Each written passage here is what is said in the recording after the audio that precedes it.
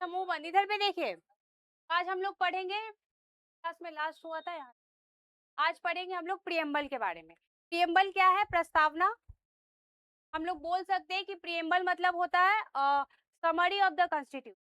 मतलब जो संविधान है उसको आप लोग मतलब पूरे संविधान को एक छोटा रूप में अगर लिखा जाए, छोटा रूप में नहीं, कहने का मतलब पूरे संविधान में क्या लिखा गया है, ठीक है, उसकी रूपरेखा का थोड़ा सा झलक अगर देखने को मिलता है तो ये मिलती है प्रियम्बल में।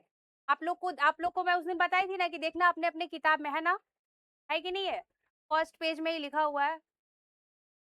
देखो आज हम लोग पढ़ेंगे प्रियम्बल।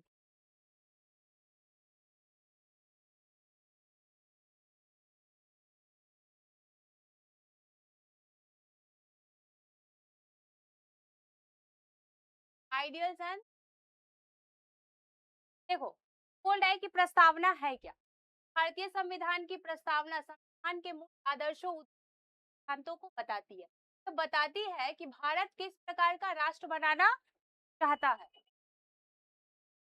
ठीक है, मतलब प्रियम्बल जब आप पढ़ोगे तो पूरे कॉन्स्टिट्यूशन में कैसा, मतलब पूरे संविधान में क्या सिद्धांत लिखे गए हैं, क्या नियम लिखे गए हैं, क्या कानून है, ये सब कुछ जो लिखा हुआ है इसकी थोड़ी थोड़ी झलक आपको प्रियम्बल पढ़ने से, जैसे आप लोग कोई एक चैप्टर पढ़ते हो, ठीक है, तो चैप्टर का अगर कोई ऊपर कोई भी चैप्टर है तो चैप्टर का जो चैप्टर का नाम रहता है वो नाम पढ़ के पता चलता है, ओ हो इसके बारे में है अंदर में कहा। इस तरह जो है कि प्रियम्बल क्या है?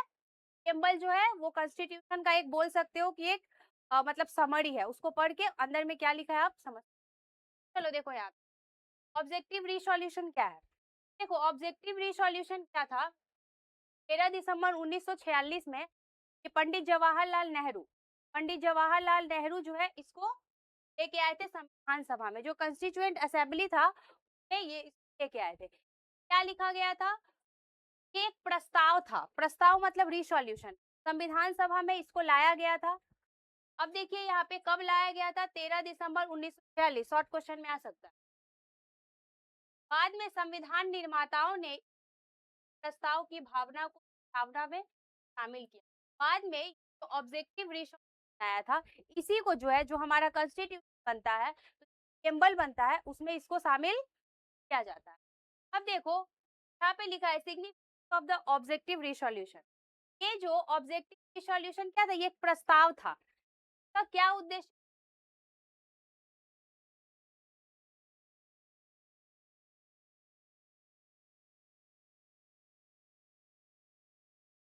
देखो उद्देश्य प्रस्ताव में भारतीय नागरिकों के आदर्शों और आकांक्षाओं को स्पष्ट रूप से व्यक्त किया। इसने यह स्पष्ट किया कि स्वतंत्र भारत का संविधान किन मूल सिद्धांतों और आदर्शों पर आधारित होगा। उस समय संविधान सभा संविधान बनाने का काम कर रहे थे ना। संविधान सभा जब संविधान बनाने का काम कर रहे थे उस समय नेहरू जी संविधान सभा में ये ऑब्जेक्टिव रिसोल्यूशन लाए थे। ये बताया गया कि हमारा जो संविधान बनेगा, ठीक है, हमारा जो बनेगा के अंदर क्या सिद्धांत होंगे, किन आधार पर, किन नियमों पर, किन सिद्धांतों के आधार पे बनेगा। अब देखिए यहाँ पे लिखा, प्रस्तावना संविधान के उद्देश्यों और मूल भावना को समझने में सहायता करती है। संविधान का मार्गदर्शक गाइड भी कहा जाता है। तो पढ़ के जो है आप पूरे कॉन्स्टिट्यूशन को थोड़ा बहुत समझ। अब देखो components of the preamble. Components का मतलब होता है कि कोई भी चीज किस किस चीजों से मिलकर बना है, किन किन चीजों से मिलकर बना है, वो है वो कंपोनेंट। जैसे कि यहाँ पे देखो जो अब यहाँ पे बोल रहा है कि हमारा जो प्रियम्बल बना था, देखो कॉन्स्टिट्यूशन का बात नहीं हो रहा है, प्रियम्बल का बात हो रहा है, ठीक है। प्रियम्बल बना था तो यहाँ पे आपको बोला जा रहा है भारतीय संविधान की प्रस्तावना के चार ये घटक थे, चार कंपोनेंट्स। क्या थे? सत्ता का स्रोत, संविधान के अधिकार का भारत के लोग हैं। तब यहाँ पे बोल रहा है, और दूसरा क्या बोल रहा है? राज्य का स्वरूप, नेचर ऑफ द स्टेट। हमारा देश जो है भारत कैसा है उस आधार पे बनेगा। भारत कैसा देश है? समाजवादी है, धर्मनिरपेक्ष, secular country and democratic country, लोकतांत्रिक देश है। क्या कंपोनेंट्स क्या था? ऑब्जेक्टिव, प्रस्तावना सभी नागरिकों न्याय, इक्वलिटी, समानता, करने और फ्रेटर्निटी बढ़ाने का लक्ष्य रख। हमारा जो संविधान होगा उसमें इस चीज को भी ध्यान रखा गया है कि किस तरह से सिद्धांतों को, नियमों को बनाया जाए ताकि हमारे देश में सभी लोगों को समानता मिले, सभी लोगों को लिबर्टी मिले, ठीक है? और हम बंधुत्व मतलब भाईचारा, जिसको भाईचारा की भावना सभी लोगों में, ये चीज को भी ध्यान में रखते हुए जाहिर सा बात है समानता कैसे विकसित हो, जितने भी लोग होंगे बिना जाति, धर्म, किसी भी चीज के भेदभाव किए बिना सबके लिए समान अधिकार दिए होंगे कॉन्स्टिट्यूशन। सबको क्या, सबके लिए, सबको जो है समान अवसर मिलेंगे, सबके लिए कानून भी समान होंगे बिना किसी भेदभाव के, तभी तो समानता स्टैब्लिश होगा। 4 नंबर है संविधान को अपनाना, एडॉप्शन ऑफ द।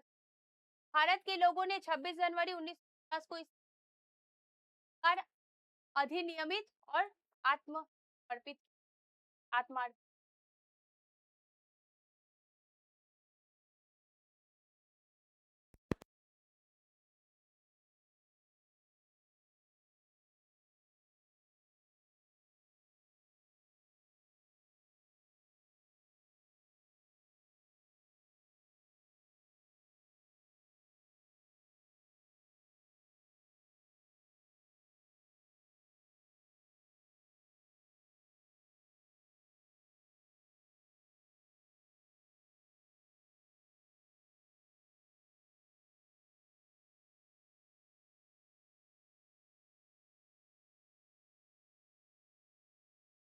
संविधान में देखो कौन कौन से वर्ड्स है। सॉरी, संविधान बोलियो, प्रियम्बल में बुक खोलो।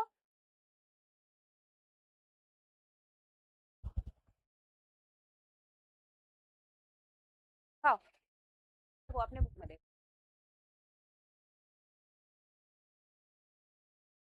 सब कोई किताब खोला? चलिए इधर आइए, देखिए तो देखिए ये सब वर्ड होगा, संप्रभुता, समाजवादी, धर्मनिरपेक्ष, लोकतांत्रिक। अच्छा देखिए, मैं बताई थी ना कि कॉन्स्टिट्यूशन जो है अमेंडमेंट्स होते रहता है। जब संविधान, जब जब ये प्रियम्बल आया था, तब जो है ये वर्ड आप देख रहे हो सोशलिस्ट, इधर देखो ये वर्ड देख रहे हो सोशल, ये है सेक्युलर, और एक वर्ड है इंटीग्रिटी। इंटीग्रिटी मीन्स क्या होता है? अखंडता। ये वर्ड जब संविधान बना था, ठीक है, संविधान बना था तो उस समय जो प्रियम्बल था उसमें ये 3 वर्ड नहीं थे, ध्यान रहे, ये 3 वर्ड प्रियम्बल में ऐड नहीं किए हुए थे। देखो अभी होगा, है ना? देखो मैं बताई थी ना कि कॉन्स्टिट्यूशन ये क्या होता है, हमेशा चेंजेस आते रहता है, अमेंडमेंट्स होते रहते हैं।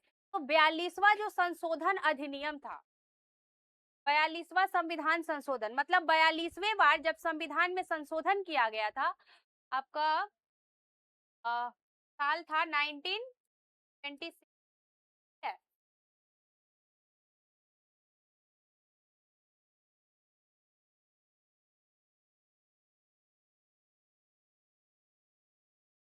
ये देखो, ये जो सोशलिस्ट जो वर्ड है, तो धर्मनिरपेक्ष जो वर्ड है, और तीसरा है इंटीग्रिटी, अखंडता, ये तीनों शब्द जो है जब प्रियम्बल बना था उस समय प्रियम्बल में नहीं था।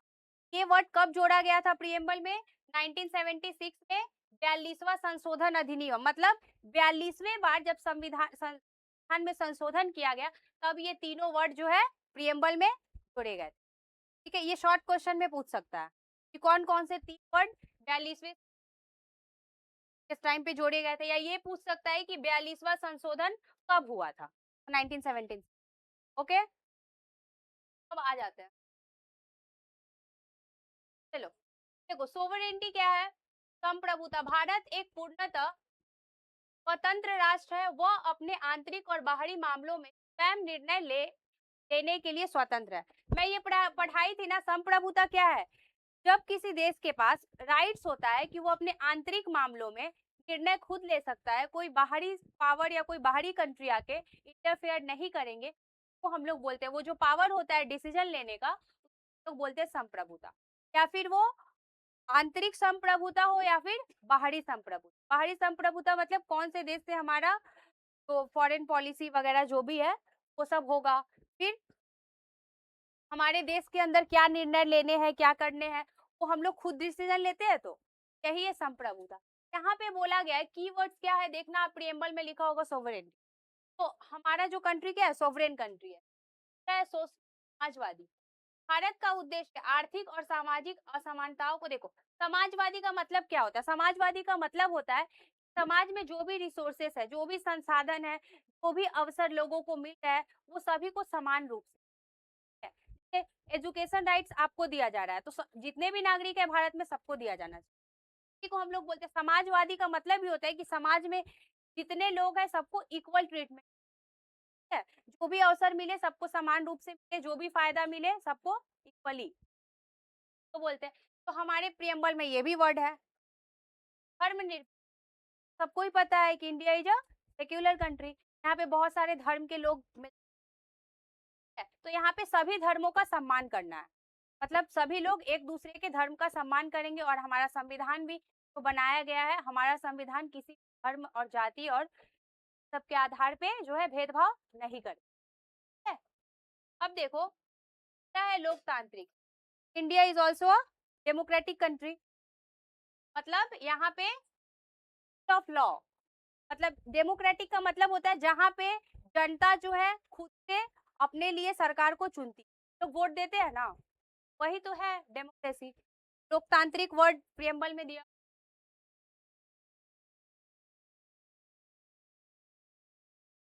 रिपब्लिक, भारत में राष्ट्राध्यक्ष वंशानुगत नहीं, राष्ट्रपति का चुनाव भारित लोकतांत्रिक प्रक्रिया से होता है, प्रेसिडेंट का इलेक्शन होता है।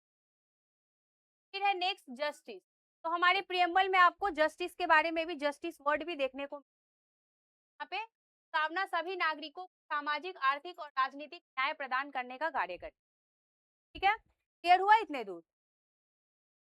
लिबर्टी, लिबर्टी है कि नहीं हम लोगों को, लिबर्टी मतलब क्या, मैं बताई थी ना, लिबर्टी देखो स्वतंत्रता और आजादी ये दोनों सेम नहीं है। स्वतंत्रता मतलब आजादी, बहुत लोग सोच रहे होंगे क्या, नहीं दोनों सेम नहीं है। क्या डिफरेंस है दोनों में, कौन बताएगा, बताइए। हाँ देखिए, जब आप लोग ऐसे बोलते हो, इधर देखो, आ,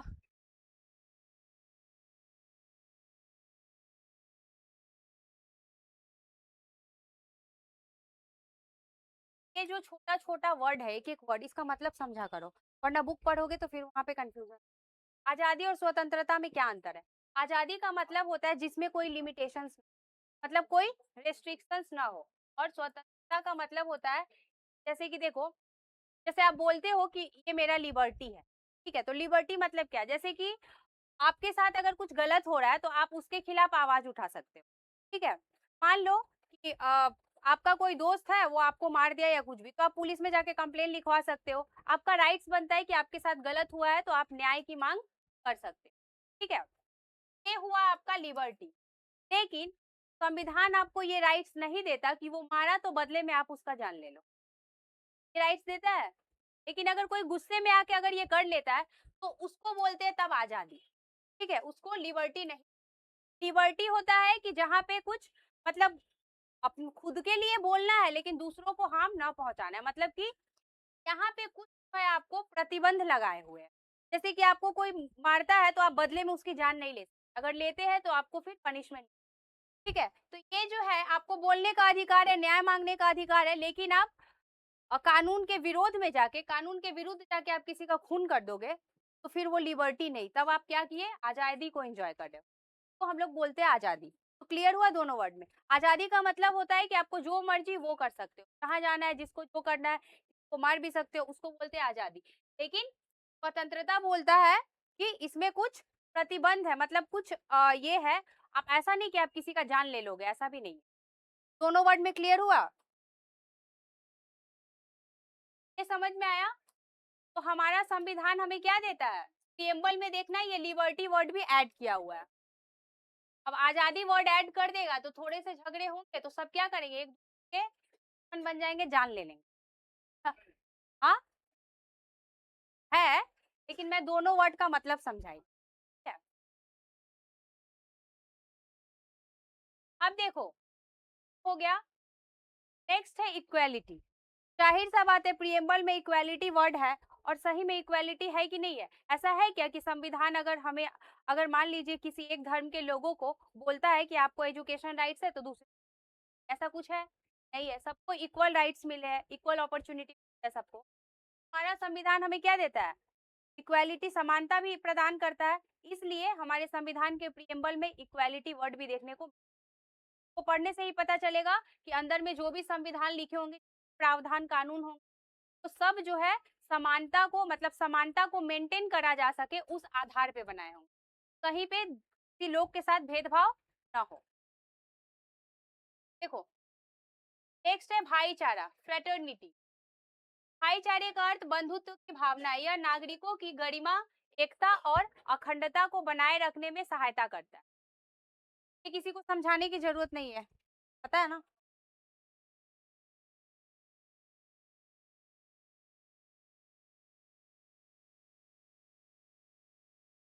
अब देखो, अमेंडमेंट इन प्रिएम्बल, तो प्रिएम्बल बना था प्रस्तावना, पे समय समय पे क्या होते गए? अमेंडमेंट मतलब संशोधन, कुछ सुधार।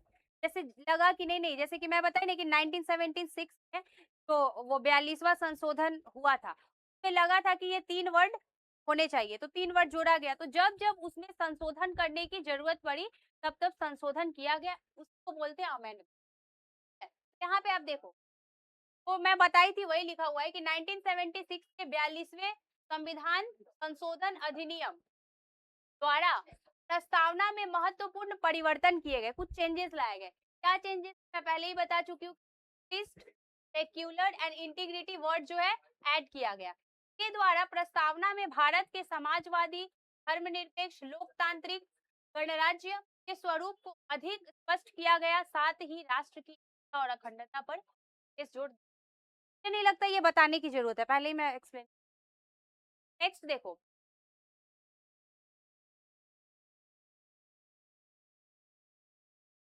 मतलब अभी हम लोग क्या पढ़ रहे हैं कि जो प्रिएम्बल था उसमें क्या क्या चेंजेस आया, कब कब आया, ठीक है? तो पहला हम लोगों ने देखा कि 1976 में 3 वर्ड ऐड हुआ, ठीक है?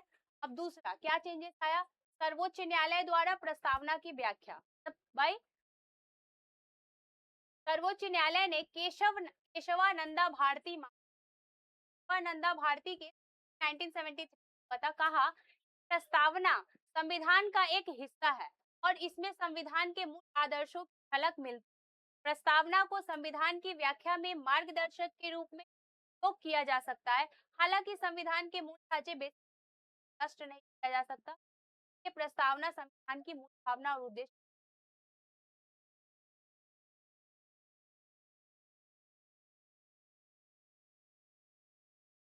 अच्छा, अब ये वाला आप देखो, विश्व के संविधान की विशेषताओं को शामिल कर। ये देखो आप लोग क्या है, हमारा जो संविधान बना था मैं पहले ही बताई थी कि हमारा देश का जो संविधान बना था तो वो कैसे बना था, अलग अलग देशों के जो संविधान थे उसमें से जो अच्छी चीजें, अच्छी बातें थी, अच्छे प्रावधान, अच्छे सिद्धांत थे, वो लिया गया था, ठीक है?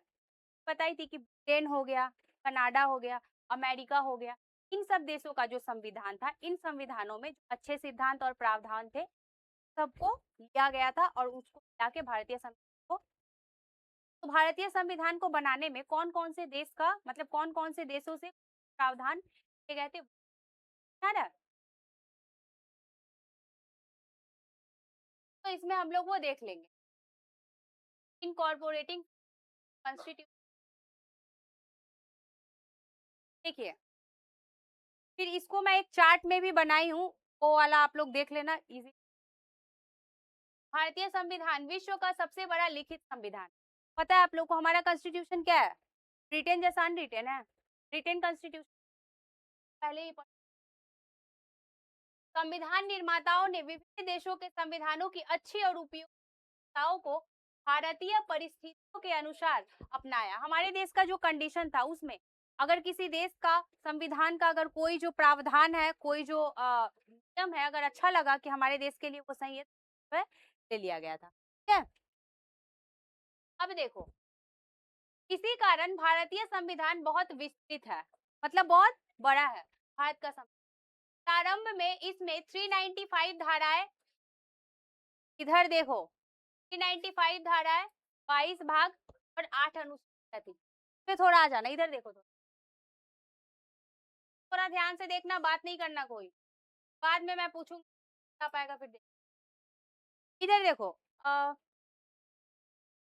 तब जब प्रियम्बल जो है, देखो जब हमारा जो कॉन्स्टिट्यूशन संविधान है, जब संविधान जब लाया गया था, जब जो ड्राफ्टेड कॉन्स्टिट्यूशन लिखा हुआ संविधान है, वो संविधान को जब संविधान सभा में लाया गया था, कब लाया गया था?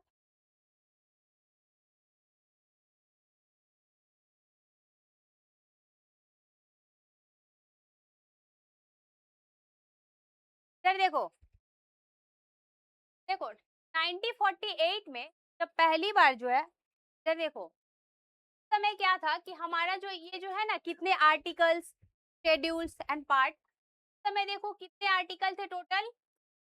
315, 315 आर्टिकल थे और धारा थे, और आपका ये अनुसूची था 8, ठीक है। फिर उसके बाद 95 हुआ और ये सूची है 8 ही रह गई अनुसूची। अभी वर्तमान में कोई पूछेगा, वर्तमान में भारतीय संविधान में कितनी धाराएं हैं, कौन बताएगा? क्या? हाँ, ये तो का बता रहा है अभी अभी 2026 तक। हाँ, अच्छा एक और क्वेश्चन, तो किसी को पता है अब तक जो है भारतीय संविधान में कितनी बार संशोधन हो चुका है? सोचो, लास्ट में आंसर देना। अच्छा ये बताओ, तो अभी जो है फिलहाल कितने आर्टिकल्स है इंडियन कॉन्स्टिट्यूशन में? ये देखो ऐसे है आपका 448, लेकिन इसमें कुछ आपका सब आर्टिकल्स भी है, उसको अगर हम ऐड कर दे तो 470, ठीक है। तो कोई बोलेगा कि वर्तमान समय में भारतीय संविधान में कितने आर्टिकल है? 448, और कुछ सब आर्टिकल भी होते हैं, अगर इसको भी ऐड कर देंगे तो टोटल कितना हो जाएगा? 470। और आपको कोई बोलेगा ये जो है, सॉरी कहाँ गया, अनुसूचियां कितनी है, तो कितनी अनुसूचियां? 12, ठीक है। और भाग जो है ये 22 था, ये कितनी है अभी? 5। समझ में आया?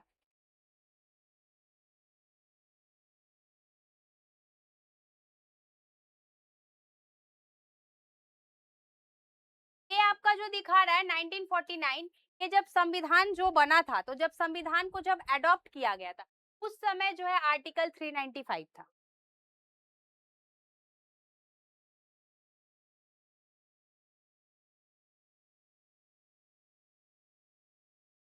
ये शॉर्ट क्वेश्चन में पूछ सकता है, रिसेंट वाला जो अभी था कि वर्तमान में कितनी। अब इधर देखो, यहाँ पे आपको बता रहा है समय के साथ साथ इसके कई संशोधन हुए, मतलब चेंजेस लाए गए, अमेंडमेंट, और इसका स्वरूप और भी विस्तृत होता गया और बड़ा होता गया, कुछ कुछ ऐड होते गया। इस प्रकार भारतीय संविधान में विश्व के विभिन्न संवैधानिक व्यवस्थाओं का उपयोग समावेश दिखाई देता है कि अलग अलग देशों से संविधान का कुछ कुछ प्रावधान लिया गया है, तब आपको देख। अच्छा ये देखो, विश्व के विभिन्न देशों के संविधानों का प्रभाव।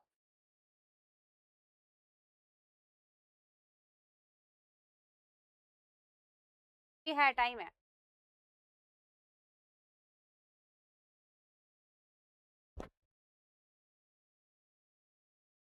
अच्छा नेक्स्ट देखो, यहाँ पे बोला जा रहा है कि भारतीय संविधान निर्माताओं ने विभिन्न देशों के संविधानों की उपयोगी विशेषताओं को भारतीय संविधान के अनुसार अपनाया।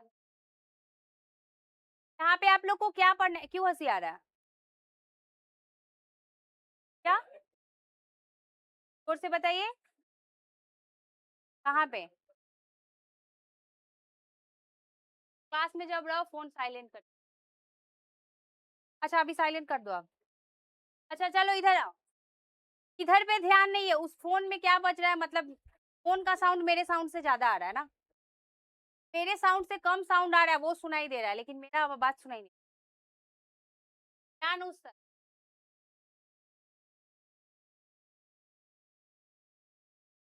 चलो इधर आ जाओ, देखो तो कौन कौन से देशों से क्या क्या लिया गया, ठीक है। तो ये देखो, ब्रिटेन से संसदीय शासन प्रणाली। संसदीय शासन प्रणाली क्या होता है? पार्लियामेंट्री।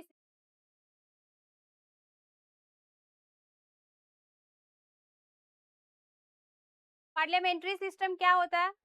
संसदीय प्रणाली। संसदीय प्रणाली में जो वास्तविक प्रधान होता है वो कौन होता है? प्रधानमंत्री। हमारे यहाँ पे है ना संसद, हाँ, राज्यसभा और लोकसभा। तो हमारे यहाँ पे जो राष्ट्रपति होते हैं वो क्या है? संवैधानिक प्रधान है, मैं पहले भी पढ़ाई थी। है वो कॉन्स्टिट्यूशनल हेड है, नाम मात्र के प्रधान है। लेकिन वास्तविक हेड कौन है हमारे देश का? प्रधानमंत्री है ना। हाँ, संसदीय प्रणाली होती है उसमें प्रधानमंत्री क्या होता है? हेड होते हैं। और एक होता है प्रेसिडेंशियल सिस्टम। प्रेसिडेंशियल सिस्टम मतलब होता है कि जिसमें प्रेसिडेंट देश का वास्तविक प्रधान हो। अब देखो यूएसए में कौन प्रधान है देश का वास्तविक? है ना, राष्ट्रपति। लेकिन हमारे देश के जो राष्ट्रपति है वो नाम मात्र प्रधान है। तो हम हमारे देश के राष्ट्रपति को बोलेंगे कि कॉन्स्टिट्यूशनल हेड है, संवैधानिक प्रधान है, संविधान ने उनको प्रधान का दर्जा दिया है। लेकिन सारा पावर जो होता है वास्तविक हेड कौन है? Prime minister. लेकिन यूएसए में आपका प्रेसिडेंशियल सिस्टम है, मतलब वहां पे president is the constitutional head of the country. वहां का जो कॉन्स्टिट्यूशनल हेड है वो कौन है? प्रेसिडेंट। यहाँ पे देखो आपको बोला गया है कि ये जो संसदीय प्रणाली जो लिया गया था भारतीय संविधान ने, ये प्रेसिडेंशियल सिस्टम को अडॉप्ट किया, ये कहाँ से लिया था? ब्रिटेन। कानून का शासन, एकल नागरिकता, सिंगल सिटीजनशिप, एक व्यक्ति एक समय में एक ही देश का नागरिक रह सकता है। याद आया? सिटीजनशिप हो चुका है चैप्टर। द्विसदनीय व्यवस्था। द्विसदनीय पार्लियामेंट में हमारे कितने कितने हाउसेस होते हैं? 2 हाउसेस, राज्यसभा और लोकसभा। ये जो द्विसदन, ये भी जो है सिस्टम कहाँ से हम लोगों ने अडॉप्ट किया है? Britain constitution. फिर निर्माण प्रक्रिया, ठीक है, ये सब। अब देखो अमेरिका से हमारे संविधान में क्या क्या लिया? मौलिक अधिकार, जो फंडामेंटल हमारे राइट्स होते हैं। स्वतंत्र न्यायपालिका। स्वतंत्र न्यायपालिका का मतलब होता है कि हमारा जो जुडिशियरी है के ऊपर जो है के ऊपर जो है न्यायपालिका के ऊपर हमारा जो कार्यपालिका है या फिर तो हमारा कार्यपालिका या विधान पालिका है उसका प्रभाव न पड़े, ताकि जो न्यायपालिका है वो स्वतंत्र रूप से निष्पक्ष होकर न्याय का कार्य। ये देखो, न्यायिक पुनरावलोकन, राष्ट्रपति की शक्तियां और उपराष्ट्रपति का पद अमेरिकी संविधान से प्राप्त हो। हमारे यहाँ पे है ना वाइस प्रेसिडेंट है, राष्ट्रपति को क्या क्या पावर दिया जाएगा, ये सब जो है कहाँ से लिया गया है? अमेरिका के कॉन्स्टिट्यूशन से बनाया गया, ठीक है। हाँ, बताओ।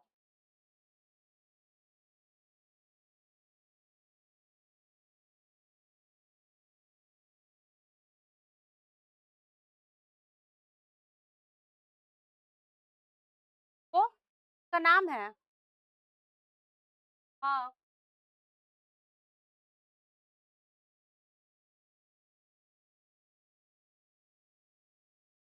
बाद में डिस्कस। आयरलैंड, देखो आयरलैंड जो देश है उसमें से क्या लिया, उसमें से उस देश के संविधान से क्या लिया गया? राज्य के नीति निर्देशक तत्व, निर्वाचक मंडल, इलेक्शन कमीशन है ना हमारे यहाँ पे। इलेक्शन कमीशन जो बनाया गया, किसको देख के बनाया गया? आयरलैंड में ऐसा है। हंसी क्यों आ रहा है? मैं पिछले दिन बोली थी ना, हंसी क्यों आता है पहले बताओ तो। मैं कंप्लेन कर दूंगी सर को, बार बार बता रही हूँ। हंसने का क्या बात हो रहा है, पागल हो गया? राज्यसभा में कुछ सदस्यों का मनोनयन आयरलैंड से लिया गया।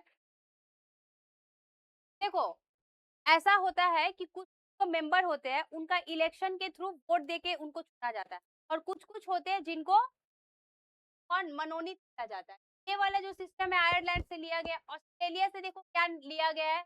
समवर्ती सूत्र, व्यापार वाणिज्य की स्वतंत्रता, ट्रेड की, केंद्र राज्य संबंधों से संबंधित प्रावधान, मतलब केंद्र और राज्य के बीच में संबंध रिलेटेड जो भी जो मतलब प्रोविजंस है वो लिया।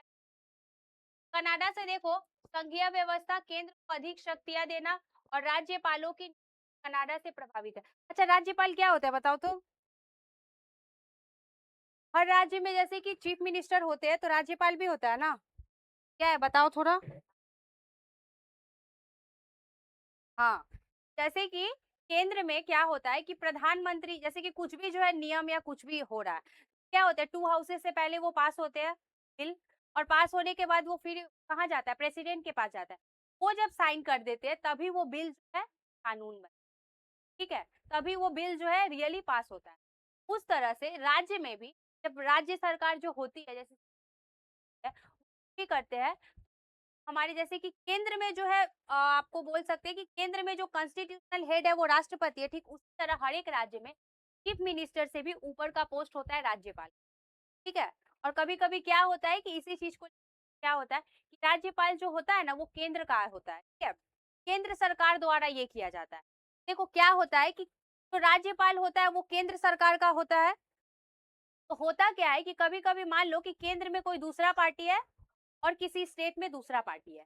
तब हुआ क्या कि अगर राज्य की जो चीफ मिनिस्टर है, वो अगर चाहे कि हमारे राज्य में कुछ अच्छा स्कीम लाया जाए, को समझ के पढ़ो।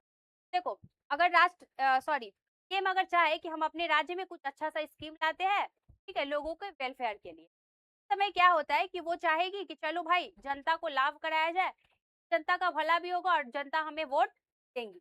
उस समय क्या होता है, अगर जो राज्यपाल है, केंद्र में अगर दूसरी सरकार है, राज्य में मान लो कि कोई अ,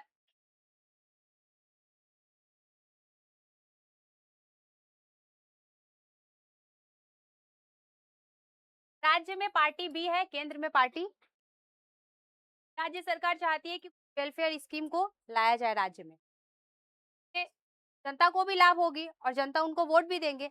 अब यहाँ पे क्या होता है, यहाँ का जो राज्यपाल होता है वो केंद्र का होता है, केंद्र सरकार द्वारा भेजा गया होता है। तो अब आप मुझे एक बात बताओ, यहाँ पे जो राज्यपाल है वो किसको सपोर्ट करेगा, पार्टी ए को कि बी को? ए को करेगा ना। क्यों? क्योंकि इसके थ्रू ये आया है, ये केंद्र सरकार का होता है, केंद्र सरकार ने इसको भेजा है। अब क्या होता है कि राज्यपाल कभी-कभी क्या करते हैं कि राज्यपाल को लगता है कि अगर सीएम जो है अच्छा काम कर दिया तो वहां की जनता तो उससे मतलब प्रभावित हो जाएंगी और उनको वोट देने लगेंगी। कभी-कभी राज्यपाल क्या करते हैं कि कोई अच्छा स्कीम अगर गवर्नमेंट लाना चाहती है, राज्यपाल उसको मंजूरी, अब जब तक राज्यपाल मंजूर, राज्य में वो स्कीम आएगा नहीं। क्यों? क्योंकि राज्यपाल को ऐसा लगता है कि भाई ये एंटी पार्टी है, ये अगर अच्छा काम कर दिया तो जनता तो इससे खुश हो जाएगी, फिर इसको वोट देने लगेगी। तो फिर ये हारेगी कैसे? कभी-कभी राज्यपाल ऐसा करते हैं। समझ में आया? क्यों? क्योंकि ये तो चाहेगी कि केंद्र में इसकी पार्टी है तो यही ना चाहेगी कि हमारी पार्टी भाई इस राज्य में भी आए। ये चीज़ समझ में आ रहा है? चलो, अब देखो कनाडा, सब हाँ, ये तो हो गया। जापान और दक्षिण अफ्रीका क्या लिया गया? कानून द्वारा स्थापित प्रक्रिया जापान से तथा संविधान संशोधन की जो प्रक्रिया है और उच्च सदन के निर्वाचन, सदन कौन है हमारा? लोकसभा की राज्यसभा।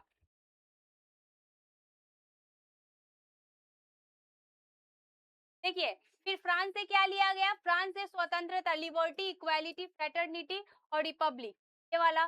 जर्मनी और रूस से क्या लिया गया? आपातकालीन प्रावधान जर्मनी से तथा मौलिक कर्तव्यों और सामाजिक आर्थिक आदर्शों की प्रेरणा रूस से। फटाफट कर लेंगे टाइम। अब देखो इसको याद कर सकते हो आप। ये देखो ये शॉर्ट में याद करने के लिए है।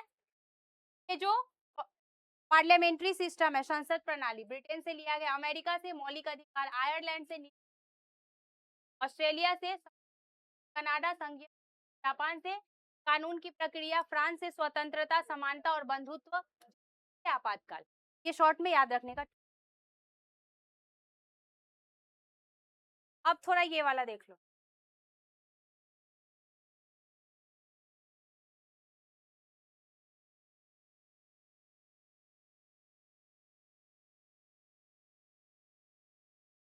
देख लो और टाइम है 10 मिनट। ये वही दिया हुआ है कि किस तरह जो है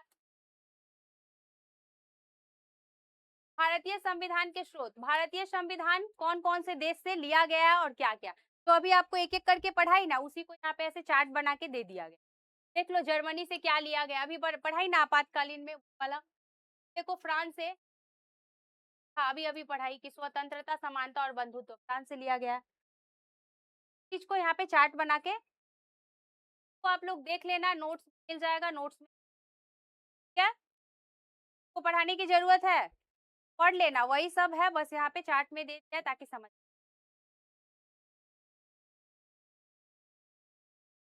चलो अब देखो थोड़ा सा ये देख लेंगे कि हम लोगों ने संविधान पढ़ लिया, संविधान में कैसे अमेंडमेंट होते हैं सब कुछ, लेकिन संविधान के जो निर्माता है उनके बारे में भी तो थोड़ा पढ़ना पड़ेगा। तो संविधान के निर्माता कौन है? डॉक्टर भीमराव अंबेडकर।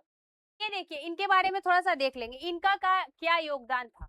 योगदान तो भाई बहुत ही महत्वपूर्ण था, ठीक है, क्योंकि संविधान का मतलब फादर ऑफ द कॉन्स्टिट्यूशन कहा जाता है। तो ये कौन थे? ये उस समय जो है का जन्म जो है मध्य प्रदेश में हुआ। मध्य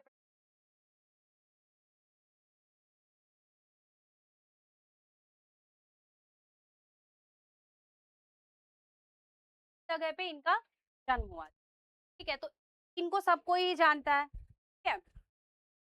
देखिए यहाँ पे क्या था कि इनके ये जो है इनके पास बहुत सारी डिग्रियां थी, इनकी योग्यताओं को देखकर पंडित जवाहरलाल नेहरू जी ने ड्राफ्टिंग कमेटी का प्रेसिडेंट बनाया था। ड्राफ्टिंग कमेटी जो कॉन्स्टिट्यूशन को ड्राफ्ट कर रहा था, लिख रहा था, हिंदी में मसौदा समिति, ठीक है, मसौदा समिति बोलते ड्राफ्टिंग कमेटी। वो कॉन्स्टिट्यूशन को ड्राफ्ट कर रहे थे, वो ड्राफ्टिंग कमेटी का प्रेसिडेंट जवाहरलाल नेहरू बनाया था, अंबेडकर जी को बनाया, ठीक है। देखिए भारतीय संविधान के निर्माण में इनकी भूमिका, संविधान सभा की प्रारूप ड्राफ्टिंग कमेटी के अध्यक्ष थे। उन्होंने संविधान के निर्माण में महत्वपूर्ण योगदान दिया और समानता, स्वतंत्रता, न्याय सिद्धांत को मजबूत। ये शुरू से ही इनका बहुत ही सिर्फ केवल जो है हमारे संविधान निर्माण में ही योगदान नहीं है, इन्होंने हमेशा जो है शुरू हमारे देश के अल्पसंख्यक लोग, पिछड़ी जाति के लोग थे, दलित लोग थे, उन लोगों के लिए इन्होंने हमेशा लड़ा है और उन लोगों को अधिकार, इक्वालिटी ये सब दिलाने का प्रयास किया है।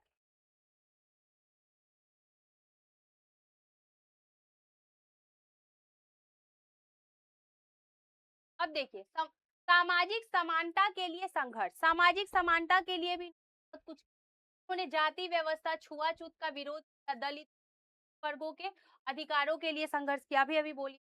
भारत के प्रथम कानूनी स्वतंत्रता के बाद वे भारत के पहले कानून मंत्री ने कानून सुधारों के लिए काम किया। महिलाओं के अधिकारों के लिए भी लड़े, इनका कहना था कि महिलाओं को जो है इक्वल राइट्स मिलना चाहिए, क्योंकि देखो हमारे देश में जो बोलते हैं ना हम लोग प्रजातंत्र मतलब जनतंत्र या लोकतंत्र जो है, इनका कहना था कि लोकतंत्र उस देश में तभी स्थापित होगी जब इस देश की महिलाओं को भी इक्वल राइट्स मिले, ठीक है। जो मतलब पैतृक संपत्ति होता है उसमें बराबरी का हिस्सा मिलेगा। आज हम लोग बोलते हैं ना कि पहले क्या होता था कि जो भी अगर आपके पापा या किसी का भी कुछ प्रॉपर्टी है तो पापा का प्रॉपर्टी सिर्फ बेटों को मिलेगा, बेटियों को नहीं मिलेगा। लेकिन अब क्या है, ऐसा कुछ नहीं, सबको इक्वल मतलब मिलेगा, इक्वल हिस्सेदारी मिलेगी। तो इनका शुरू से कहना था कि जब तक महिलाओं को बराबर अधिकार नहीं मिलेगा, समाज में सामाजिक और आर्थिक समानता जब तक महिलाओं को नहीं मिले, तब तक उस देश में तो ये जो जनतंत्र की स्थापना जो है नहीं हो सकती, तब तक जो है जनतंत्र अपनी असली रूप को नहीं पा सकेगा। तो स्त्रियों को भी इक्वल राइट्स, इक्वल अपॉर्चुनिटी मिलना चाहिए, आर्थिक समानता, सामाजिक समानता हर क्षेत्र, ठीक है। देख लो उन्होंने महिलाओं को संपत्ति, विवाह और समान अधिकार दिलाने के लिए कानूनी सुधारों का समर्थन, यहाँ पर भी इन्होंने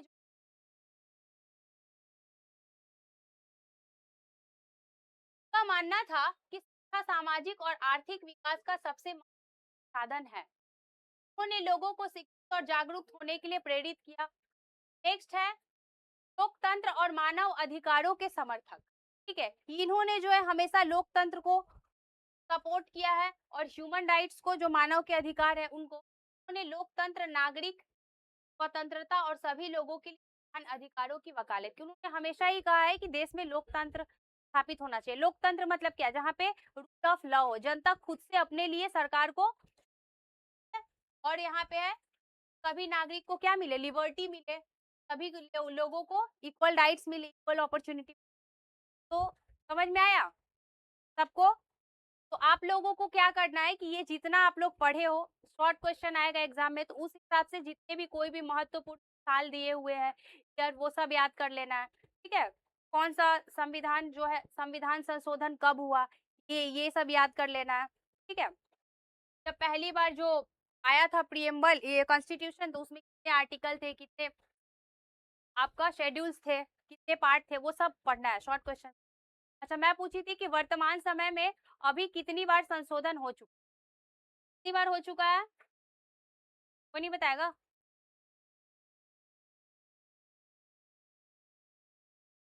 ठीक है, लास्ट जो है संविधान में जो संशोधन हुआ था 106वां संशोधन।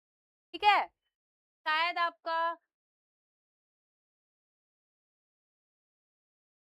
है, तो लास्ट जो संशोधन हुआ था वो 100, तो अब तक जो है संविधान में 106 बार संशोधन क्लियर हुआ।